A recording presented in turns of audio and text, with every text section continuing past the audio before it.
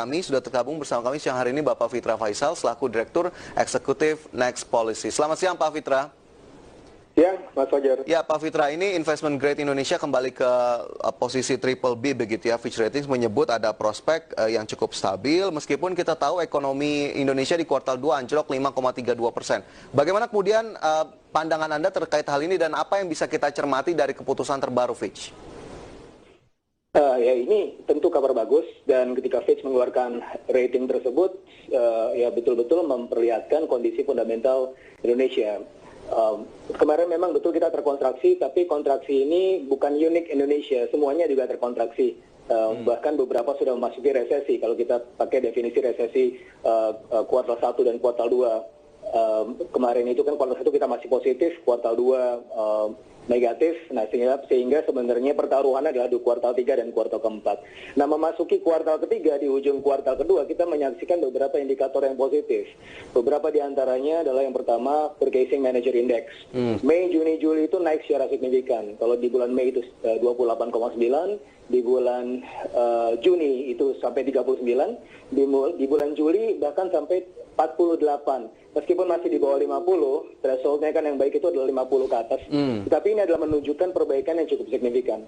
Dan ini berkorelasi positif juga dengan kecenderungan ekspor dan impor kita, yang mana di bulan Juni ekspor kita justru naik, dan impor bahan baku juga naik. Impor bahan baku yang naik ini artinya adalah ada kegiatan yang sudah mulai pulih di sana begitu ya? Betul, betul. Dan yang bagusnya lagi kita masih surplus dan surplusnya tebal.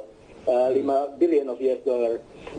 Sejalan dengan itu juga kalau kita lihat dari tren mobilitas yang kami tangkap melalui data Facebook dan Google Mobility, itu trennya hampir kembali ke baseline, artinya hampir kembali ke posisi semula yang kalau kita terapkan baseline bulan Januari, hampir seperti posisinya di bulan Januari, gitu ya. Ini adalah momentum positif di ujung kuartal kedua memasuki kuartal ketiga.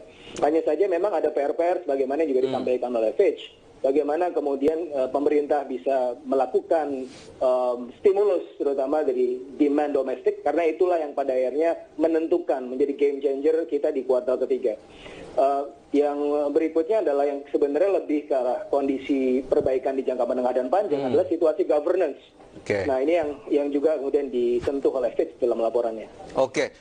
Dua hal yang menjadi afirmasi Fitch, Pak Fitra, prospek pertumbuhan ekonomi jangka menengah yang cukup baik, mungkin tadi juga Anda sudah sedikit singgung. Sementara yang kedua adalah beban utang pemerintah yang relatif rendah. Nah ini poin kedua sepertinya menjadi cukup menarik di tengah kondisi saat ini. Pemerintah sudah mengeluarkan stimulus yang cukup banyak dan lagi-lagi salah satu instrumennya adalah utang. Apakah kemudian poin ini menjadi cukup tepat begitu menjadi afirmasi bahwa Indonesia masih bisa dipertahankan di investment grade di triple B? Anda melihatnya seperti apa terutama terkait dengan beban utang pemerintah? Yang pertama kita lihat beban utang pemerintah masih di bawah threshold amannya yang 60%. Ya, jadi kalau Undang-Undang 17 tahun 2003 yang mana kita juga melakukan adaptasi dari Maastricht Treaty, artinya itu sudah standar internasional, ini masih di bawah 60%, masih jauh di bawah. Masih cukup jauh, masih cukup jauh. Terus yang kedua, ketika kita melihat beban utang, kita melihatnya bukan secara statis Indonesia saja, bukan secara linear Indonesia saja, tapi kita juga melihatnya secara komparatif spasial dengan negara-negara lain. Nah, sementara negara-negara lain sekarang kan juga sedang menggenjot utang luar negerinya. Nah, secara komparatif, Indonesia jauh lebih aman. Masih cukup terjaga begitu ya? Betul. Nah ini apakah kemudian akhirnya peringkat tersebut begitu mencerminkan adanya pembalikan arah, terutama kita tahu kontraksinya di kuartal 2, kemudian tadi Anda juga sempat singgung, kuartal 3 dan 4 mungkin jadi harapan. Apakah kemudian memang arahnya benar-benar ke sana sesuai dengan indikator yang tadi Anda sudah sebutkan?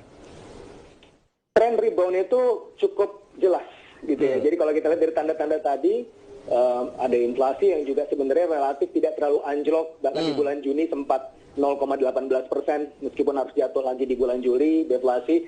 Tetapi kalau kita lihat indikator-indikator tadi itu sebenarnya cukup baik. Nah, tinggal PR-nya adalah bagaimana pemerintah pertama bisa mempercepat stimulus fiskalnya.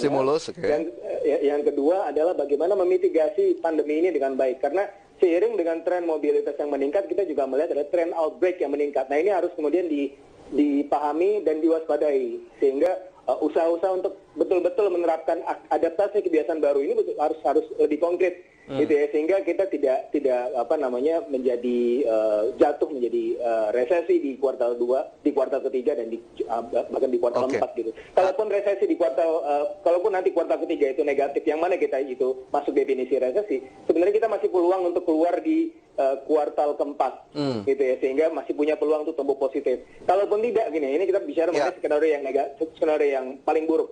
Yang paling buruk untuk perhitungan kita bisa minus 0,8% di tahun 2020 ini. Tetapi sebagaimana yang juga disampaikan oleh Fitch, kalau kita lihat dari baseline effect, di tahun 2021 kita punya peluang untuk tumbuh di atas 6%. Cukup gitu ya. besar begitu ya, itu ya? Betul, karena ini tuh untuk kemudian mengkompensasi apa yang kita hilang di tahun 2020. Jadi ada baseline effect-nya. Sehingga kita sangat bisa untuk mencapai pertumbuhan ekonomi di atas 6%. Tapi apakah kemudian secepat itu, Pak Fitra? Ya, ini karena kita bicara mengenai baseline effect. Ya, kalau kita lihat dari tren historis, ya dari tahun 98-99, terus kemudian di tahun 2008-2009, itu selalu ada baseline effect. Ada baseline effect.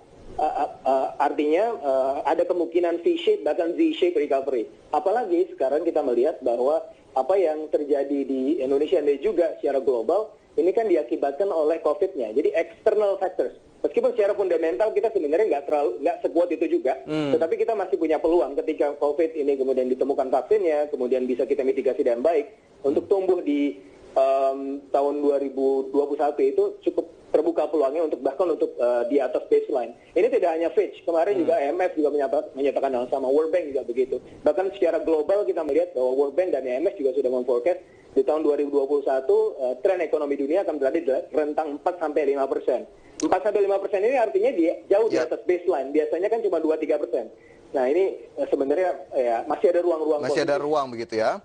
Betul. Oke, nanti jadinya kuartal 3 dan kuartal 4 tentunya kita akan lihat bersama bagaimana datanya sekaligus menjadi konfirmasi. Tapi ini dari keputusan terbaru Fitch, Pak Fitra, Bank Indonesia sepertinya juga menjadi salah satu pihak yang paling responsif sekali merespon masih dipertahankannya peringkat Indonesia. Apakah kemudian Anda lihat dari sisi Bank Sentral atau Otoritas Moneter cukup mendukung akhirnya untuk Indonesia bisa tetap stabil dari sisi makroekonomi dan juga dari sisi investasi sendiri apakah masih cukup menarik? Apakah dari langkah Bank Sentral atau Otoritas Moneter Anda lihat sudah cukup?